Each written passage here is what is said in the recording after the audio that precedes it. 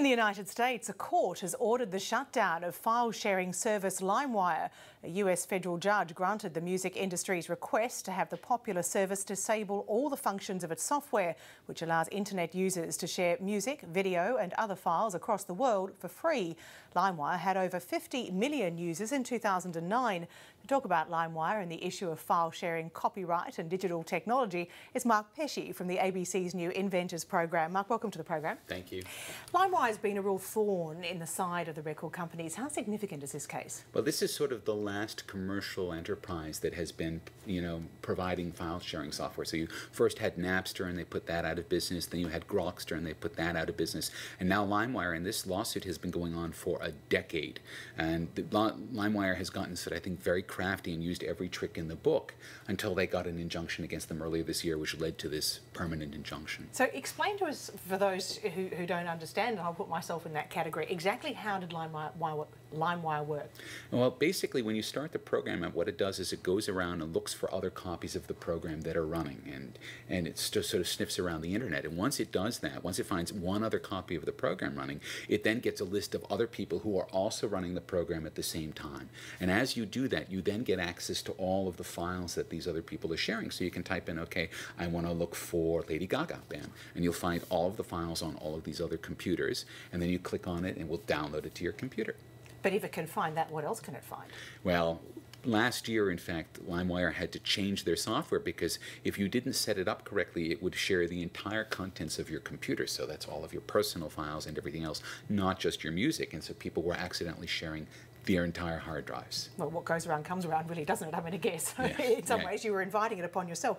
But you say it's the last of the commercial enterprises like this, these file-sharing sites to be closed down. But the IT world's pretty savvy. There aren't other ways and means that are being built up as fast as they can tear them down? I mean, the lesson here is that when Napster was shut down, this is 1999-2000, within a few weeks, Nutella, which is sort of the basic technology that LimeWire was using, was invented and put out there.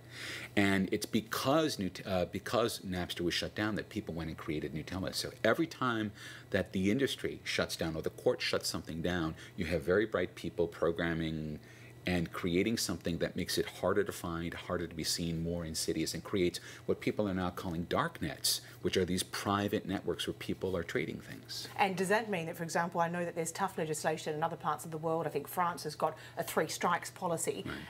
That's not going to be effective? I mean, is the IT world literally 1, 2, 3 steps ahead of the enforcement? Well, I mean, it is a cat and mouse game because everyone's always looking for the last thing they saw that was working, but everyone's actually trading with the next thing down the line. So there's always a gap there, and it's very, very hard for any company or even any government to stay ahead of what people are actually using for file sharing, because once one system is detected and identified, it mutates, it becomes something different. So what's it doing in terms of revenue? I mean, the industry, the record industry, is always talking about lost revenue. Are they managing to get some of that revenue back? There is some revenue coming. I mean, we saw there was a precipitous drop in revenue through the middle part of this decade, and that started to come back now in part because of digital downloads, because digital downloads are cheap, they're easy, they're available everywhere, and they work really nicely on your various digital music players. And once we managed to turn that corner, you started to see revenue come back. It's not the same level of revenue. 1999 is basically the high watermark for the recording industry. It's not clear that we will ever see that again. Well, so what can the industry do? What can authorities do? I mean, can you only go so far? Is this a fact of life? Well, I mean, you can either become very, very draconian, but it seems like suing your audience is actually not the best way to maintain your audience. Or what I think is you're going to see is you're going to see a shift where what you're going to do is you're going to try to market the product based on the fact that you like the artist. In other words, yes, you could get this track free, but because you like the artist, you want to support the artist. And I think that's the tack that they're going to be taking. Also, more and more you see artists not really earning their living from the recording, but from the concert, from the T-shirt, all of these things. And that actually works out quite well for a lot of smaller artists who wouldn't get picked up by a recording label. It's much easier for a small artist who maybe only has 1,000 or 5,000, what they call true fans, to make a living now than it was a decade ago. Mark Pesce, it's fascinating. Many thanks for joining us. Thank you.